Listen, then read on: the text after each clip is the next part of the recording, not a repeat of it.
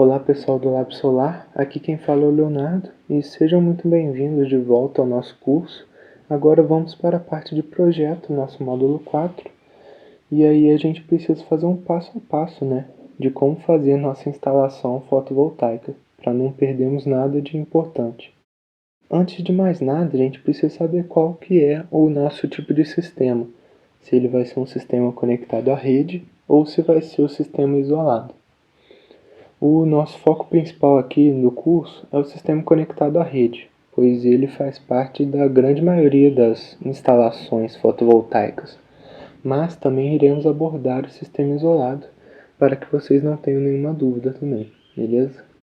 Apenas a título de revisão, os painéis solares iniciam o procedimento do sistema conectado à rede, fazendo a conversão da radiação do Sol em energia elétrica. Disso, a gente tem essa energia em corrente contínua, que será transformada em corrente alternada por meio do inversor, porque a maioria dos nossos equipamentos precisa desse tipo de corrente. Mas caso tenha algum equipamento que funcione da corrente contínua, a gente leva essa alimentação diretamente dos painéis solares. E também temos aqui o medidor de energia, pois ele fará o gerenciamento de energia da rede ou energia do sistema fotovoltaico. Porque se a produção de energia solar for muito maior do que a pessoa precisa, ela levará essa energia para a rede de volta, assim ganhando créditos. Por outro lado, se a pessoa não tiver uma produção muito boa de energia com os painéis solares, a rede pode fornecer essa energia que está faltando, com no final o medidor fazendo essa conta assim de diferença para o consumidor pagar o restante. E o outro modo, que não será abordado nessa aula, é o do sistema isolado, tendo módulos fotovoltaicos também, mas que não levarão energia diretamente para o inversor. Essa energia será gerenciada pelo regulador, pois não queremos comprometer a vida útil das baterias. Assim, o regulador consegue não fazer elas serem sobrecarregadas nem descarregadas demais.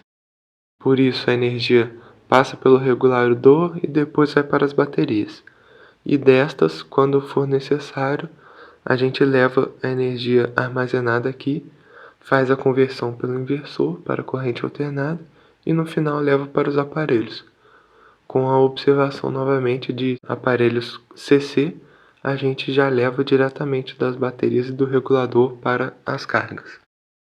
Agora, passando um pouco sobre o fluxograma, como funcionaria nosso passo a passo, A gente tem, primeiro, o consumo residencial que precisamos saber sobre o cliente. Disso, a gente também pega o levantamento solar da região, porque dependendo de onde você vai estar, a região pode não ter tanta incidência solar e assim prejudicar nossos cálculos, mas com ele a gente consegue dimensionar os nossos painéis solares.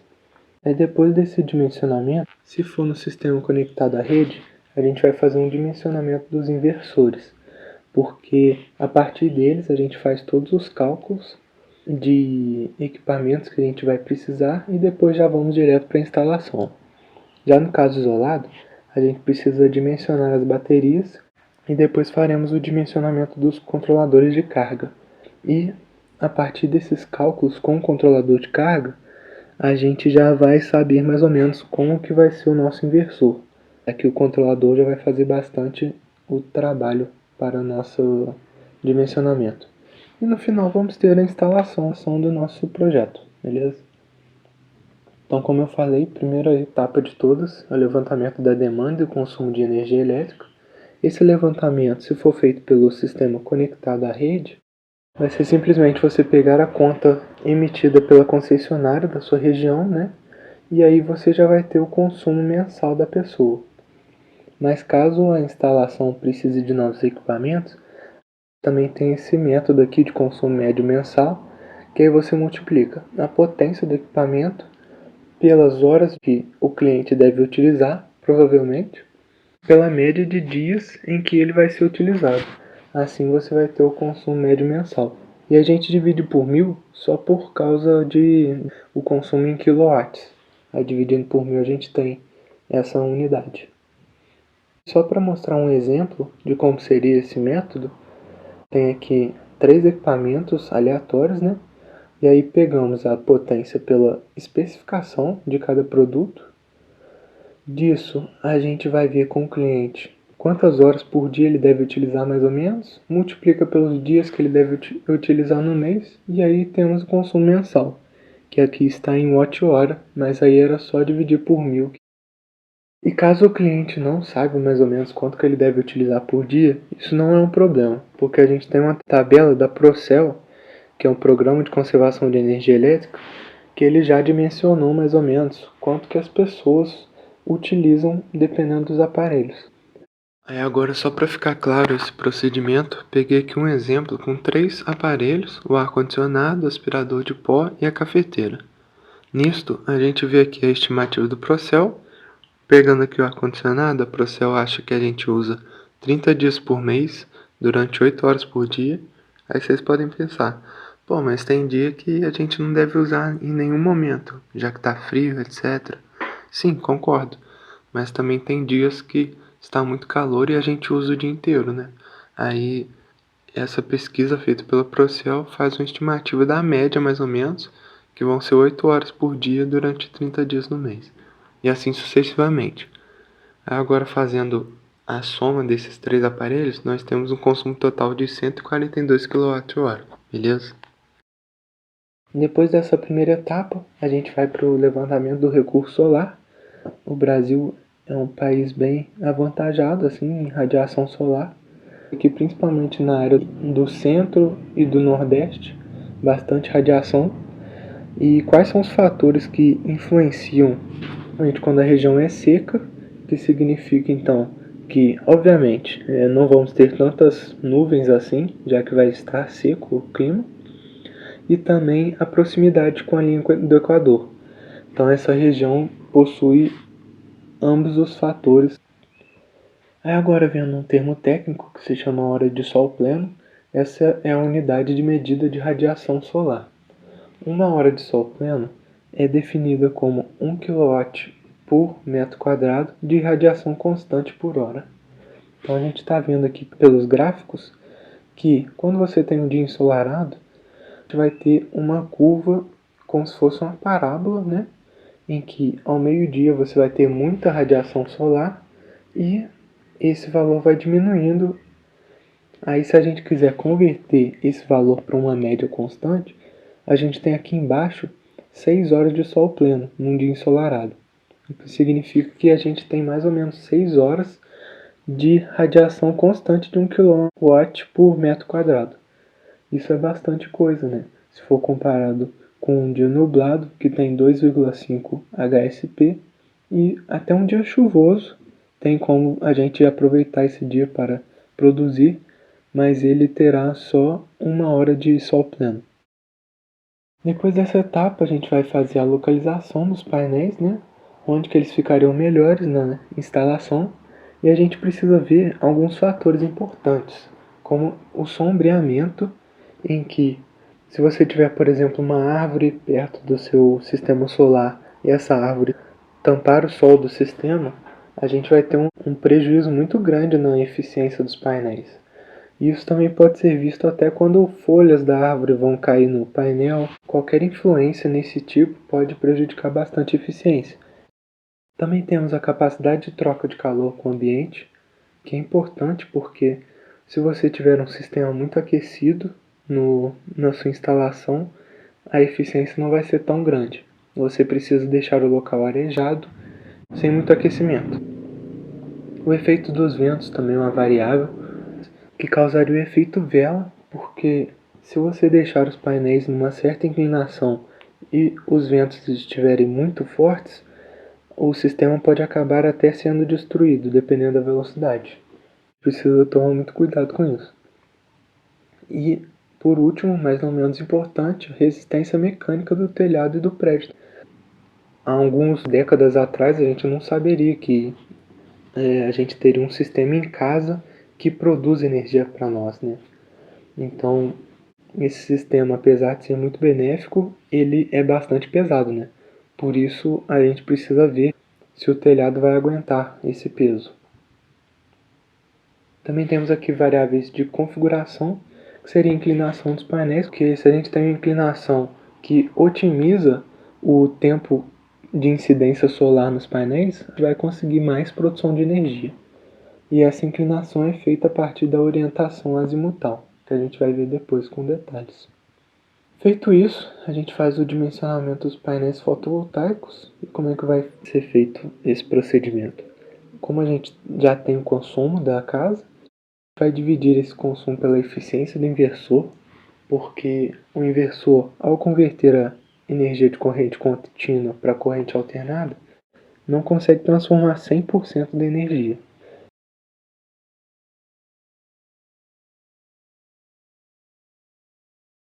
Em 0,9. Agora que eu expliquei que a gente precisa dividir pela eficiência do inversor, temos aqui essa fórmula que serve para o sistema conectado à rede e mostra a quantidade de energia ativa que a gente precisa por dia. Essa energia vai ser a energia de corrente contínua na casa. Esse valor seria para esses casos de motor de corrente contínua, etc. Então a gente tem a soma da energia de corrente contínua mais a energia de corrente alternada, que vai ser dividida por essa eficiência do inversor, 0,9 no caso, né? Feito isso, agora a gente pode saber quanto de potência cada painel precisa ter, que vai ser essa energia ativa dividido pela média diária anual de horas de sol pleno.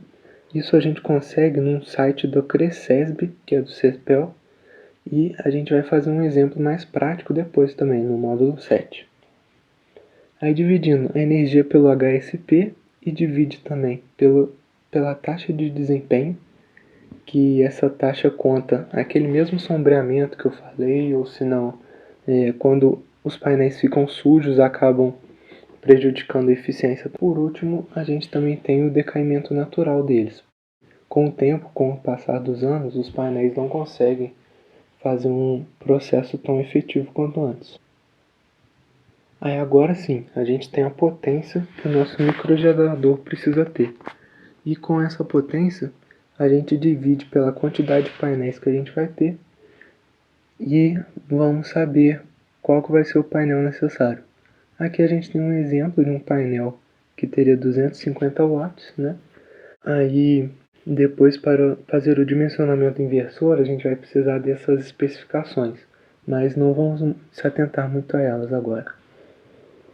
Feita essa quarta etapa de dimensionamento dos painéis, lembrando que a gente vai fazer um exemplo prático com tudo isso depois, agora é só a teoria, mas para a quinta etapa a gente precisa dimensionar os equipamentos de condicionamento de potência. Um exemplo de um inversor com tais características, a potência máxima dele, tensão máxima e mínima que a gente vai precisar. Primeiro fator que a gente precisa ver do inversor, fator de dimensionamento do mesmo.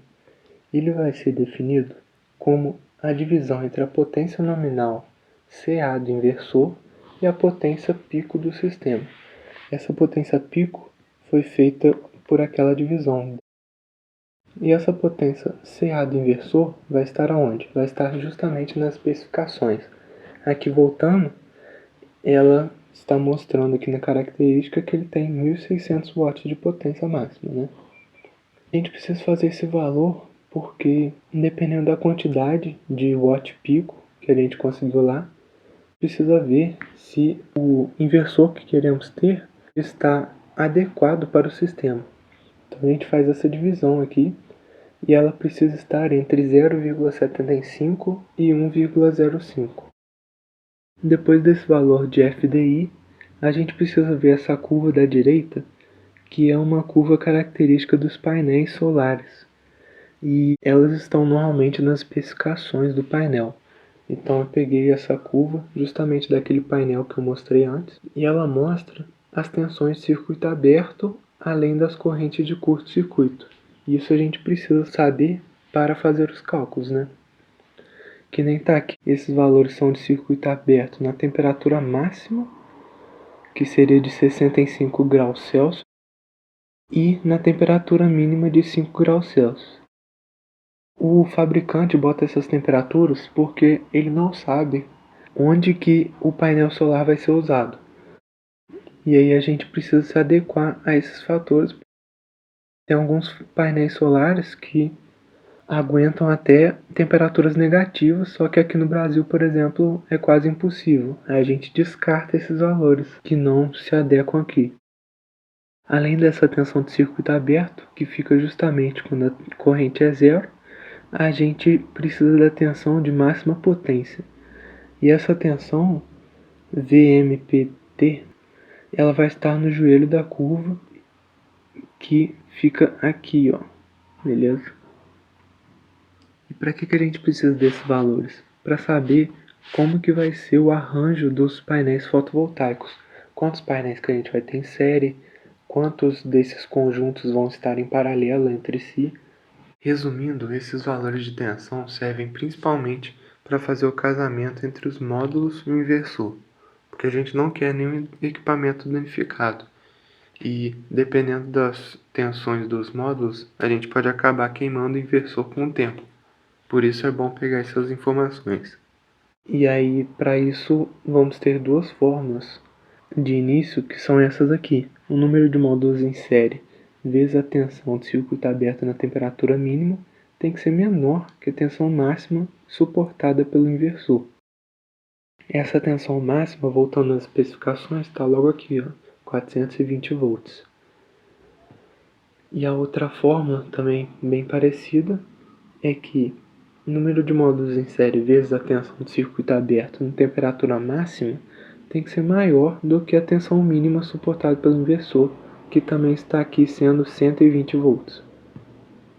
Aí, tendo aqueles dois equipamentos nesse exemplo aqui, vamos fazer esse procedimento. Os painéis têm esse valor de tensão de circuito aberto na temperatura máxima e mínima, e o inversor tem esse valor de tensão máxima e mínima suportados, né?